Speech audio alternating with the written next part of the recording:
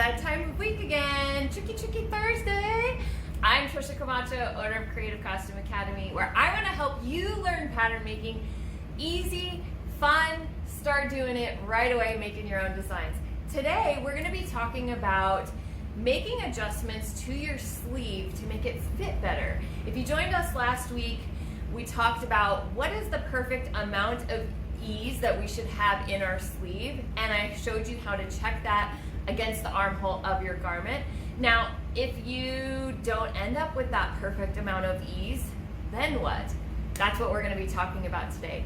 There's a couple of different ways and there's a couple of different reasons why you might be running into different problems, either too much or too little ease. And there are several different ways to fix it. Today I'm going to show you a couple of things that I find most handy that should help get you on your way. So let's go over to the table and I'll show you my fun tricks. Now, if your cap is not fitting, you have either too much or not enough ease and you need to make it bigger or smaller, it could be a couple of problems. It could be that your bicep is not big enough, it's not big enough or it's too big, or it could be that your cap height is too big or too small. So the following adjustments I'm going to show you, first we'll adjust in the bicep, then we'll adjust in the cap, and then I'll show you a way to adjust kind of everything all at once, and maybe a combination of the couple of ways I show you will be best, or you'll choose one that makes the most sense to you. Here we go. We are going to act as if it's 3/4 of an inch too big or too small. So if it's a bicep problem, you can easily do this adjustment. You could measure out, I usually draw a bicep line going across my two underarms, so that's my bicep line, and I want to know where my center line is for my cap, but that's not as important. If it's 3/4 of an inch I'm trying to gain, I'm going to divide that measurement in half. So I'm going to do 3/8 of an inch and mark it here, 3/8 of an inch and mark it here.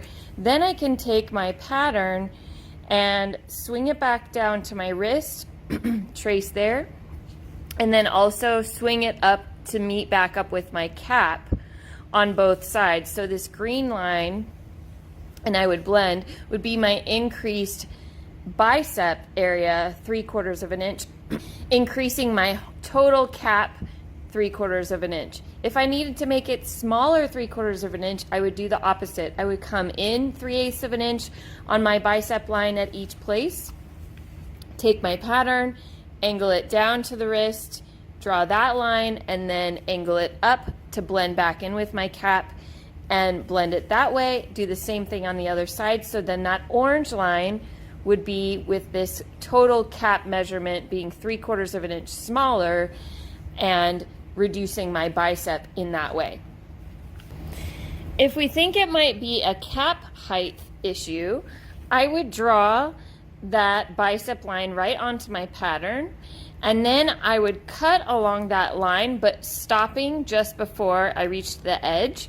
I would also, on the center line, come down from the cap and go in, and you can either leave this connected or open it back up, or open it all the way up. And if I was going to increase my cap height, I would open this up, use these two hinges as a pivot, and open this up so that this space equaled 3/4 of an inch. And then you could blend that back in, and you have now increased your cap height a little bit and gotten that 3/4 of an inch back in. Now, if you wanted to reduce it by 3/4 of an inch, you do the same thing and make sure that these are overlapping 3/4 of an inch. So you can see that my cap height has gone down, and I'm still connected with my bicep, so nothing else on the sleeve has changed, and I would want to blend this cap a little bit to make it a nice smooth curve. So that's another way that you can adjust to get that extra or lose that 3/4 of an inch. Next, I want to show you kind of a more simplistic, but one of my, I think, easier ways of adjusting a sleeve. So I take the sleeve and I quarter it, so I fold it in half, and then I fold that underarm seam to meet that center seam so I know that it's exactly quartered.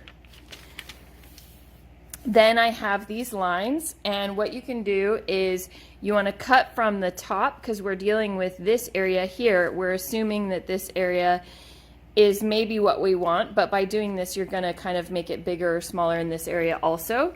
So you're going to cut from here down to here, but not all the way through. Now I've got my hinges down here so I can easily open up. Now if I want to increase by 3/4 of an inch, I have 3 different spaces that I can add that measurement. So I would open up each and add that measurement. So I would open up each measurement to 1/4 of an inch.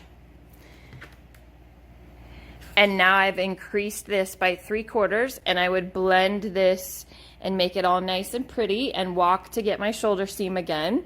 And I have increased a little bit down here, and in a second the next adjustment I'll show you is how to avoid that. The same way goes if I want to make this smaller. So I could overlap this 1/4 of an inch, I can overlap this 1/4 of an inch, and I can overlap this 1/4 of an inch. And then this looks kind of funny, but of course you want to blend that and make that all smooth. And we have made the whole sleeve slightly smaller. So that may be to your benefit if that's what you're needing, or I have one more option for you. In this option, it's very similar to the one I just showed you, but instead of going all the way down and adjusting the sleeve down here, we're going to stay in that cap and bicep area. So you start the same way where you quarter, fold it in half, and then in half again to get those quartered areas. But this time, instead of bringing those lines all the way down, you're going to bring them down to a point and then go back out to your underarm seam here. And then this goes a little bit higher so that it's not crossing that other line. Now when I cut, I'm going to cut from the cap again, but go to my underarm seam and leave a hinge here and here.